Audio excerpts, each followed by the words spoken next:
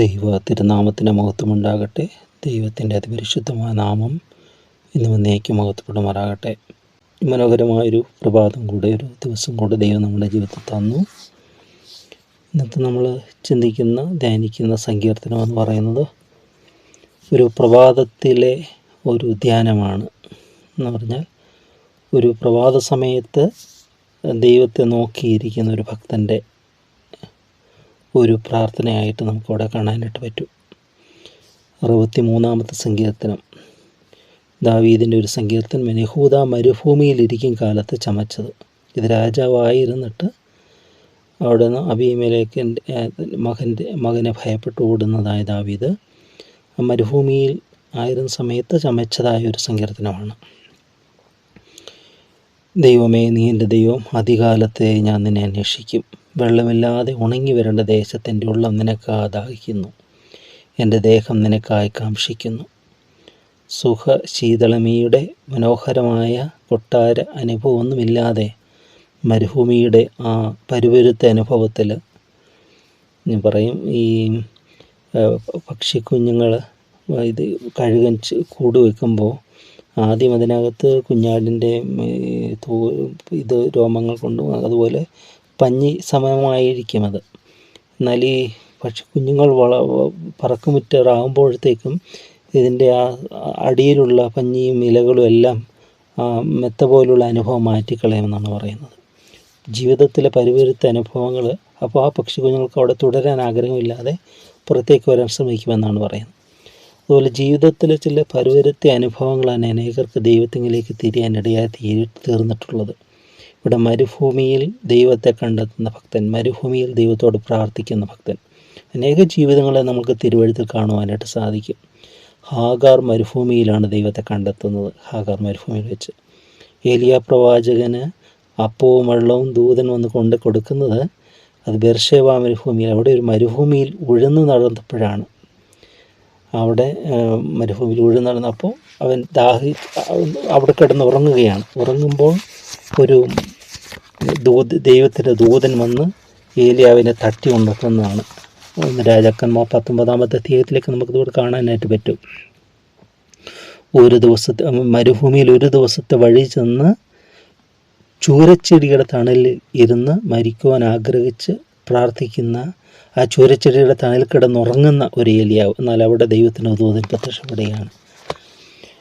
ഹോശേയ പ്രവചന പുസ്തകത്തിലേക്ക് വരുമ്പോഴത്തേക്ക് അവിടെ കാണുന്നുണ്ട്, ദൈവം വളരെ മനോഹരമായ ഒരു വാക്യമാണ് അവിടെ പറയുന്നത്. എൻ്റെ 2-ാമത്തെ അധ്യായത്തിൽ 14-ാമത്തെ വാക്യം, അതുകൊണ്ട് ഞാൻ അവളെ വശീകരിച്ച് മരുഭൂമിയിൽ കൊണ്ട് ചെന്ന് അവളോട് ഹൃദയമായി സംസാരിക്കും. അവിടെ നിന്ന് ഞാൻ അവൾക്ക് മുന്തിരിത്തോട്ടങ്ങളെയും പ്രത്യാശയുടെ വാതിലായ ആഹോർ താഴ്വരയും കൊടുക്കും. അവിടെ പറയാം, ഞാൻ അവളെ വശീകരിച്ച് മരുഭൂമിയിൽ കൊണ്ട് ചെന്ന് അവളോട് ഹൃദയമായി സംസാരിക്കും. മരുഭൂമി ദൈവം സംസാരിക്കുന്നിടമാണ്, ഹൃദയമായി സംസാരിക്കാൻ. വലിയ ബഹളങ്ങളുടെ ജീവിതത്തിൻ്റെ സുഖലോലുപതയുടെ നാളുകളിലെല്ലാം അനേകർ ദൈവത്തെ വിസ്മരിച്ചു പോകുന്നു. എന്നാൽ ജീവിതത്തിന് ചില മരുഭൂമികളുണ്ട്. അത് കഷ്ടതയുടെയാകാം, രോഗത്തിൻ്റെതായിരിക്കാം, പ്രതികൂലത്തിൻ്റെതായിരിക്കും. എല്ലാ മരുഭൂമിയിൽ ദൈവത്തെ കണ്ടെത്തിയ സാക്ഷ്യമാണ് ഏറെയും. പ്രത്യക്ഷമായി മരുഭൂമിയിലേക്ക് പോകുന്നവരുടെയൊക്കെ ജീവിതത്തിലൊക്കെ ഈ ഗൾഫ് ലൈഫിലൊക്കെ ഒത്തിരി പേരുടെ സാക്ഷ്യങ്ങൾ കേൾക്കാൻ സാധിക്കുന്നു. അതായത് ജീവിതത്തിൽ ഒറ്റപ്പെടുമ്പോഴോ അങ്ങനെ പ്രയാസങ്ങൾ അനുഭവിക്കുമ്പോഴൊക്കെയാണ് ദൈവത്തിലേക്ക് അടുക്കുവാനായിട്ട് മനുഷ്യൻ ശ്രമിക്കുന്നത്, ദൈവത്തെ അന്വേഷിക്കുന്നത്. അല്ല, എല്ലാം സുഖമില്ലായിരിക്കുമ്പോൾ അവൻ പലപ്പോഴും ദൈവത്തെ ആവശ്യമില്ലാതെ വരുന്നു. എന്നാൽ അവൻ്റെ പ്രതിസന്ധിയിലാകുമ്പോൾ അവൻ ദൈവത്തിനായി ആഗ്രഹിക്കുന്നു. ആ ആഗ്രഹം മരുഭൂമി സമാനമായ പൗലോസ് അപ്പോസ്തലൻ കുതിരപ്പുറത്ത് നിന്ന് വീണ് മാനസാന്തരപ്പെട്ടതിന് ശേഷം നേരെ അറേബ്യയിലേക്ക് പോവുകയാണ് പറയുന്നത്. അറേബ്യയിൽ ചെന്ന് 3 വർഷം പാർക്കുകയാണ്. അവിടെ വെച്ച് ദൈവദർശനവും അനുഗ്രഹങ്ങളും എല്ലാം പ്രാപിക്കുക, പുതിയ റെവലേഷനൊക്കെ പ്രാപിക്കുക ദൈവത്തിൽ നിന്ന്. അത് ഞാൻ മനുഷ്യരിൽ നിന്നും പ്രാപിച്ചിട്ടില്ല എന്ന് പൗലോസ് അപ്പോസ്തലൻ പറയും. പൗലോസ് 14 ലേഖനങ്ങൾ എഴുതുന്നുണ്ട്. അതെല്ലാം ദൈവം പകർന്നു കൊടുത്തതായ, ദൈവം കാണിച്ചു കൊടുത്തതായ ജീവിതത്തിൻ്റെ അനുഭവങ്ങളാണ്. ആമുമായി പറഞ്ഞത്, മരുഭൂമി എന്ന് പറഞ്ഞത് എപ്പോഴും മനോഹരമായ ഒരു അനുഭവമാണ്. ദൈവത്തെ കണ്ടെത്തുവാൻ, ദൈവകൃപ അനുഭവിക്കുവാൻ. അതുകൊണ്ട് വിരുദ്ധ സാഹചര്യങ്ങൾ വരുമ്പോൾ നമ്മൾ ഓർക്കുക, ദൈവ സാമീപ്യം നമുക്ക് കൂടുതലായി വരും. പത്മോസ് ലേഖനായിരിക്കുമ്പോഴാണ് സ്വർഗം തുറക്കപ്പെട്ടത്. പത്മോസ് ദ്വീപിൽ ഏകനായി യോഹന്നാൻ ശ്ലീഹ ആയിരിക്കുമ്പോൾ ആരുമില്ല. പക്ഷെ അവിടെ വെച്ച് സ്വർഗത്തിൻ്റെ വാതിൽ തുറക്കുകയാണ്. സ്വർഗീയ ദർശനങ്ങളെ, സഭയ്ക്കുള്ളതായ ഭാവി കാലത്തെ എല്ലാ കാര്യങ്ങളും എല്ലാം എന്തുമാത്രം വ്യത്യസ്തമായ, വർണ്ണനാതീതമായ, പ്രഷ്യസ് ആയിട്ടുള്ള ദർശനങ്ങളാണ് അവിടെ കാണുന്നത്.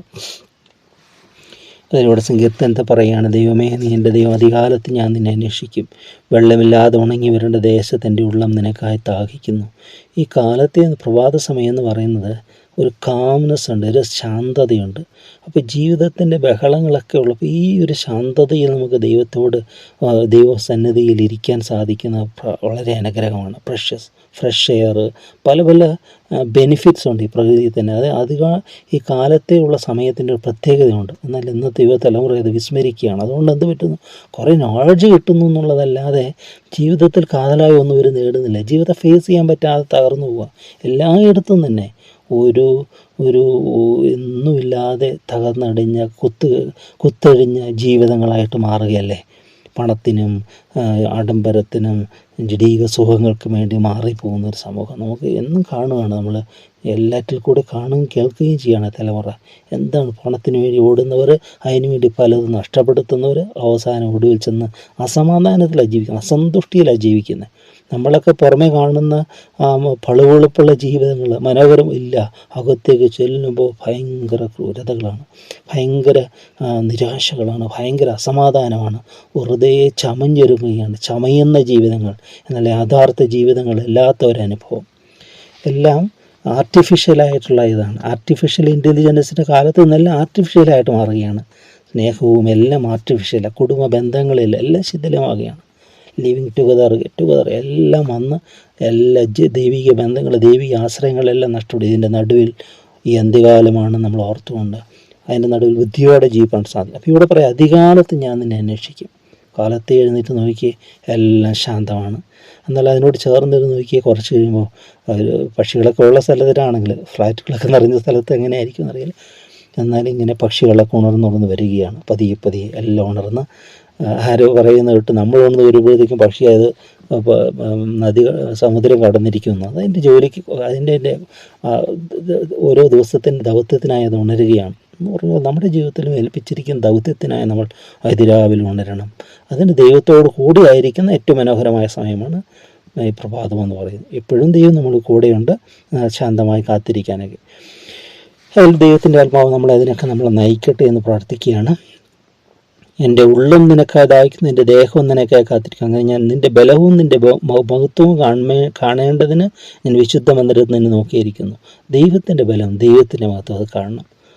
നമ്മുടെ ബലമൊക്കെ എത്രമാത്രമുണ്ട്. ഒരു മനുഷ്യൻ എത്ര നിസ്സാരമാണ്. ഒരു പ്രളയം വന്നപ്പോൾ തന്നെ കണ്ടില്ലേ, കെട്ടിടങ്ങളെല്ലാം തകർന്നു പോയി. ഒരു ഭൂമി കുലുങ്ങിയാൽ പോരെ മനുഷ്യൻ്റെ പ്രയത്നങ്ങൾ എത്ര നിലക്കെടും. ജപ്പാനിലെ ഒരു ഭൂമി കുലുക്കത്തെക്കൊണ്ട് ഒരു ചിത്രം ഇങ്ങനെ കണ്ടു. വലിയ വലിയ കെട്ടിടങ്ങളെല്ലാം ചാഞ്ഞിങ്ങനെ നിൽക്കുക, തൊട്ടാലിപ്പോൾ താഴെ വീഴും എന്ന് പറഞ്ഞ പോലെ എല്ലാം ചാഞ്ഞു പോകുന്ന ഇതാണ്. എത്ര ഉന്നതമായ ടവേഴ്സൊക്കെ തകർന്നു പോകുന്നതിന് അനുഭവമാണ്. ദൈവത്തിൻ്റെ ബലം, ദൈവത്തിൻ്റെ മഹത്വം അത് കാണാൻ വിശുദ്ധ മന്ദിരത്തെ നോക്കിയിരിക്കും. നിൻ്റെ ദയ ജീവനേക്കാൾ നല്ലതാകുന്നു. എൻ്റെ അതിരങ്ങൾ നിന്നെ സ്തുതിക്കും. എൻ്റെ ജീവകാലമൊക്കെ ഞാൻ അങ്ങനെ നിന്നെ വാഴ്ത്തും. നിൻ്റെ നാമത്തിൽ ഞാൻ എൻ്റെ കൈകളെ മലർത്തും. എൻ്റെ കിടക്കയെ നിന്നെ ഓർക്കുകയും ഞാൻ രാത്രി യാമങ്ങളിൽ നിന്നെ ധ്യാനിക്കുകയും ചെയ്യുമ്പോൾ എൻ്റെ പ്രാണനും അജ്ജയും മേധസ്സും കൊണ്ടെന്ന പോലെ തൃപ്തി വരുന്നു. ഇവിടെ ദാവീദ് കൊട്ടാരത്തിലെ സുഖശൈലിയിലൊന്നുമല്ല. ഇവിടെ ആ മരുഭൂമിയുടെ വരുവരുപ്പ് അനുഭവത്തിൽ ദാവീദ് പറയുക, എൻ്റെ പ്രാണനും മജ്ജയും മേധസ്സും കൊണ്ടെന്ന പോലെ തൃപ്തി വരുന്നു എന്ന്. അതായത് അത് മനോഹരമായൊരിതാണ്. ഒരു സ്റ്റേറ്റ്മെൻറ്റ് ഇങ്ങനെ വായിക്കുകയുണ്ടായി, ആരോഗ്യത്തിലും സുഖത്തിലും പ്രശസ്തിയിലും സന്തോഷത്തിലും സമ്പത്തിലും കൊട്ടാരത്തിലും ജീവിക്കുന്നത് സുഖപ്രദമാണ്. എന്നാൽ അങ്ങനെയുള്ള 1000 ജീവിതങ്ങളെക്കാളും സുഖപ്രദമാണ്, ശ്രേഷ്ഠമാണ് ദൈവിക മുഖപ്രസാദത്തിൽ കഴിയുന്ന ഒരു ജീവിതമാണ്. എത്ര ശ്രേഷ്ഠമാണ് ദൈവത്തിന് വേണ്ടി, ദൈവത്തിൻ്റെ സാന്നിധ്യത്തിന് വേണ്ടി. ഇപ്പോൾ ഇവിടെ പറയുകയാണ്, തുടർന്ന് പറയാം, എൻ്റെ വായി സന്തോഷമതനങ്ങൾ നിന്നെ സ്തുതിക്കുന്നു. നീ എനിക്ക് സഹായമായി തീർന്നുവല്ലോ. നിൻ്റെ ചെറിയ നിഴലിൽ ഞാൻ ഘോഷിച്ചാനന്ദിക്കുന്നു. എൻ്റെ ഉള്ളിൽ നിന്നോട് പറ്റിയിരിക്കുന്നു. അത് വളരെ മനോഹരം. നിൻ്റെ ചെറിയ കീഴിൽ, ദൈവത്തിൻ്റെ ചെറിയ കീഴിൽ സന്തോഷമുണ്ട്, ആനന്ദമുണ്ട്. അവൻ്റെ രോഗോപശാന്തിയോട്, ചെറിയ കീഴിൽ രോഗോപശാന്തിയോടെ ഉദിക്കുമെന്നോ. രോഗത്തിന് ഉപശാന്തിയൊക്കെ അവൻ്റെ ചെറിയ കീഴിലുണ്ട്. അവൻ്റെ ചെറിയ കീഴിൽ സന്തോഷമുണ്ട്, ആനന്ദമുണ്ട്, സങ്കേതം, അഭയമുണ്ട്, എല്ലാം ഉണ്ട് ദൈവത്തിൻ്റെ ചെറിയ കീഴിൽ. പറയും എൻ്റെ ഉള്ളം നിന്നോട് പറ്റിയിരിക്കുന്നു എന്ന് പറയുന്നത്. പറ്റിച്ചേർന്ന അനുഭവമാണ് ക്രിസ്തീയ ജീവിതം എന്ന് പറയുന്നത്, പറ്റിച്ചേരുക. യാക്കോബ് തൻ്റെ മക്കൾ യോസഫിനെ നഷ്ടപ്പെട്ടു. അന്ന് യോസഫ് മിസ്രൈമിൽ മന്ത്രിയായിരുന്നു. അങ്ങോട്ട് സഹോദരങ്ങൾ ചെല്ലി അറിയാതെ ക്ഷാമകാലത്ത്. അവിടെ വെച്ച് തന്നെ ആദ്യം യോസഫ് വെളിപ്പെടുത്തുന്നില്ല. അവസാനം വെളിപ്പെടുത്താനായിട്ട് ആദ്യം തുടക്കത്തിൽ അവസാനം പറയുക, നിങ്ങളുടെ ഇളയ സഹോദരനെ വിളിച്ചുകൊണ്ടുവരും. നിങ്ങൾ പറഞ്ഞല്ലോ നിങ്ങൾക്ക് ഇളയ ഒരു സഹോദരനുണ്ടെന്ന്, അവനെ വിളിച്ചുകൊണ്ട് വന്നല്ലാതെ നിങ്ങൾക്ക് പോകാൻ പറ്റത്തില്ലെന്ന് പറയുക. അപ്പോൾ യഹൂദ അവിടെ യൂദാ പറയുന്ന ഒരു ഇതുണ്ട്, ആ യജമാനോട് ഞങ്ങൾ എന്തു പറയേണ്ടു എന്ത് ബോധ്യം, അങ്ങനെ ഞങ്ങളെ തന്നെ നീതീകരിക്കേണ്ടു. അവിടെ പറയുക, ആ ബാലൻ്റെ പ്രാണൻ, അതായത് ഈ തൻ്റെ ബെന്യാമീൻ്റെ പ്രാണൻ, അവൻ്റെ പ്രാണൻ ഇവൻ്റെ പ്രാണനോട് പറ്റിയിരിക്കൊണ്ട് ബാലൻ ഇല്ലെന്ന് കണ്ടാൽ അവൻ മരിച്ചു പോകുമെന്ന്. അതായത് യാക്കോബിൻ്റെ ഉള്ളം ഈ ബെന്യാമിനോട് പറ്റിയിരിക്കുക എന്നാണ് പറയുന്നത്. ഉൽപ്പത്തി പുസ്തകം 44 അധ്യായത്തിൽ അത് കാണുന്നത്, 30 വാക്യത്തിലൊക്കെ. പ്രാണൻ അവനോട് പറ്റിയിരിക്കുകയാണ്, ബെന്യാമീനോട് പറ്റിയിരിക്കുന്ന യാക്കോബിൻ്റെ ഹൃദയം. 1 ശമൂവേലിൻ്റെ 18 അധ്യായത്തിലേക്ക് വരുമ്പോൾ ഈ കല്ലും കവണിയൊക്കെ വെച്ച് ഗോലിയാത്തിനേക്ക് വന്നതിന് ശേഷം കൊട്ടാരത്തിലെത്തുക, ശൗലുമായി പരിചയപ്പെടുക, ശൗലിൻ്റെ കൊട്ടാരത്തിലെത്തുക. അവിടെ എത്തുമ്പോൾ ശൗലിൻ്റെ മകൻ യോനാഥൻ, പിൽക്കാലത്ത് ദാവീദിൻ്റെ ഏറ്റവും ഉറ്റമിത്രമായി ദാവീദിനെ രക്ഷിക്കുകയൊക്കെ ചെയ്ത് യോനാഥനാണ്. അവിടെ ഈ ശൗലിനോട് ഈ ദാവീദ് സംസാരിച്ച് തീർന്നപ്പോഴത്തേക്കും അവിടെ പറയുന്ന 18 അധ്യായത്തിൽ ദാവീദ് ശൗലിനോട് സംസാരിച്ച് തീർന്നപ്പോൾ യോനാഥൻ്റെ മനസ്സ് ദാവീദിൻ്റെ മനസ്സോട് പറ്റിച്ചേർന്നു. യോനാഥൻ അവനെ സ്വന്തം പ്രാണനെ പോലെ സ്നേഹിച്ചു. അവിടെ പറ്റിച്ചേരുന്ന ഒരു അനുഭവം പറയുന്നത്. ആ പറ്റിച്ചേരലാണ് പിൽക്കാലത്ത് എന്തെല്ലാം അതിശയങ്ങളിൽ കൂടെ ദാവീദിനെ യോനാഥൻ സഹായിക്കുന്നുണ്ട് അല്ലേ. അതുകൊണ്ട് ഇത് പുതിയ നിയമത്തിലേക്ക് വരുമ്പോൾ വൈവാഹിക ജീവിതത്തെക്കുറിച്ച് ക്രിസ്തുവിനോട്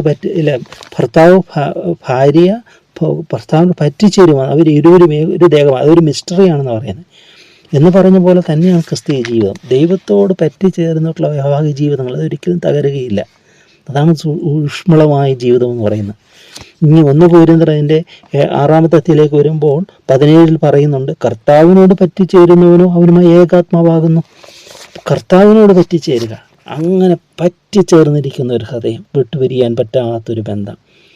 8 വാക്യം, എൻ്റെ ഉള്ളം നിന്നോട് പറ്റിയിരിക്കുന്നു, നിൻ്റെ വലങ്കി എന്നെ താങ്ങുന്നു. എന്നാൽ അവർ സ്വന്തം നാശത്തിനായി എനിക്ക് പ്രാണഹാനി വരുത്താൻ നോക്കുന്നു. അവർ ഭൂമിയുടെ അധോഭാഗങ്ങളിലേക്ക് ഇറങ്ങിപ്പോകും, അവരെ വാളിൻ്റെ ശക്തിക്ക് ഏൽപ്പിക്കും, കുറുനിരകൾക്ക് അവർ ഇരയായി തീരും. എന്നാൽ രാജാവ് ദൈവത്തെ സന്തോഷിക്കും, അവൻ്റെ നാമത്തെ സത്യം ചെയ്യുന്നവനെല്ലാം പുകഴും. എങ്കിലും ഭോഷ്ക് പറയുന്നത് വായ അടഞ്ഞു പോകും. 2 കാര്യങ്ങളോടെ പറയുകയാണ്. ദൈവത്തിന് അകന്നു പോയാൽ അവിടെ പറയാം അവർ കുരുനിരയായി തീരും. ദൈവ കുഞ്ഞാടിനെ അവർ ത്യജിച്ചിട്ട് ഹെരോദാവിനെ, കർത്താവ് കുറുക്കനെന്ന് വിളിക്കുന്നുണ്ട് ഹെരോദാവിനെ, ആ കുറുക്കനെ പോയി പറ്റിച്ചേരുക. അവസാനം അവർക്ക് എന്തുമാത്രം കഷ്ടത വരികയാണ്. അതുകൊണ്ട് നമുക്ക് ദൈവത്തോടു കൂടെ ചേർന്നിരിക്കണം. അതുപോലെ ഭോഷ്ക് പറയുന്നത് വായ അടഞ്ഞു, ഭോഷ്ക് പറയരുത്. സത്യമായിരിക്കണം ജീവിതം. ദൈവസന്നിധിയിൽ എപ്പോഴും നേർമയുള്ളതായിരിക്കണം ജീവിതം, നിർമ്മലമായിരിക്കണം ജീവിതം. ദൈവത്തിൻ്റെ മുമ്പിൽ നമ്മൾ ആരും കാണുന്നില്ലെങ്കിൽ എപ്പോഴും എന്നെ ദൈവം കാണുന്നുണ്ടെന്നുള്ളൊരു ബോധ്യത്തിൽ അത് ഭയാനകമല്ല, അത് ആസ്വാദ്യമായിട്ട് ഭവിക്കണം. ദൈവം നമ്മുടെ എല്ലാമായി. ലോകത്തിൻ്റെ തരുവാനോ എടുത്തു കളയുവാനോ സാധിക്കാത്ത സന്തോഷവും സമാധാനവും കൊണ്ട് ദൈവം നമ്മളെ നിറയ്ക്കുമെന്നുള്ള ആ ബോധ്യത്തോടെ ദൈവത്തിൽ ആനന്ദിക്കാൻ പറ്റണം. എൻ്റെ ഉള്ളം കർത്താവിൽ ആനന്ദിക്കുന്നു എന്ന് പറയണം. പൗലോസ് പറയുക, കർത്താവിൽ സന്തോഷിപ്പീൻ എന്ന് ഞാൻ പിന്നെയും പറയുന്നില്ല, എനിക്ക് മടുപ്പില്ല എന്ന് പറയുന്നത്. Rejoice in the Lord always, again I say rejoice in the Lord. ദൈവത്തെ നമുക്ക് സന്തോഷം കണ്ടെത്താം. ദൈവിക ആനന്ദം കൊണ്ട് നമ്മൾ ദൈവം നിറയ്ക്കട്ടെ. മരുഭൂമിയിൽ ആ ദാഹജലം കിട്ടുന്ന പോലെ, തണ്ണീർ കിട്ടുന്ന പോലെ, ആ ദാഹത്തിന് വേണ്ടി വലയുന്ന ഒരു വ്യക്തിക്ക് ദാഹം മാറ്റുവാനുള്ള ജീവജലം കിട്ടുന്നത് പോലെ ദൈവ സാന്നിധ്യം, സാമീപ്യം നമുക്ക് മനോഹരമായി തീരട്ടെ എന്ന് പ്രാർത്ഥിക്കാൻ ദൈവസമാനത്തിന് അർപ്പണം ചെയ്യാം. സ്നേഹവാനായ ദൈവമേ, മരുഭൂമി സമാനമായ ജീവിതത്തിൽ ദൈവത്തെ കണ്ടെത്തിയ അനേക ജീവിത സാക്ഷ്യങ്ങൾ തിരുവഴുത്തിൽ കാണുന്ന കർത്താവേ, ഞങ്ങളുടെ ജീവിതങ്ങളും ഇവിടെയെല്ലാം മരുഭൂമി സമാനമായി മാറുകയാണ്. ഒരിടത്തും പ്രത്യാശിക്കുവാൻ വകയില്ലാതെ വണ്ണം എല്ലാം പ്രതികൂല സാഹചര്യങ്ങൾ നിറയുമ്പോഴും ഞങ്ങൾക്ക് വന്നു ചേരുവാൻ, അഭയം പ്രാപിപ്പാൻ ഒരു ചിറകും മറവുള്ളത് കൊണ്ട് ഞങ്ങൾ നിന്നെ സ്തുതിക്കുന്ന കർത്താവേ, ഞങ്ങളുടെ മനസ്സും ഹൃദയവും എല്ലാം നിന്നോട് പറ്റിച്ചേരട്ടെ. ദാവീദിനോട് യോഹന്നാൻ്റെ മനസ്സ് പറ്റിച്ചേർന്ന പോലെ, യാക്കോബിൻ്റെ ശിമിയോൻ്റെ ബെന്യാമീൻ്റെ പ്രാണൻ യാക്കോബിനോട് പറ്റിച്ചേർന്നിരുന്ന പോലെ ഇപ്പോൾ ഞങ്ങളുടെ ഉള്ള ദൈവത്തോട് പറ്റിച്ചേരട്ടെ. നീ ഞങ്ങൾക്ക് കൂട്ടായിരിക്കണം, എല്ലാം നന്മ നിറയ്ക്കണം. മഹത്വം അവിടത്തേക്ക് മാത്രം. ആമേൻ. കർത്തർ ഉன்னை நித்தமும் வறட்சியில் திரட்சியை தருவார்.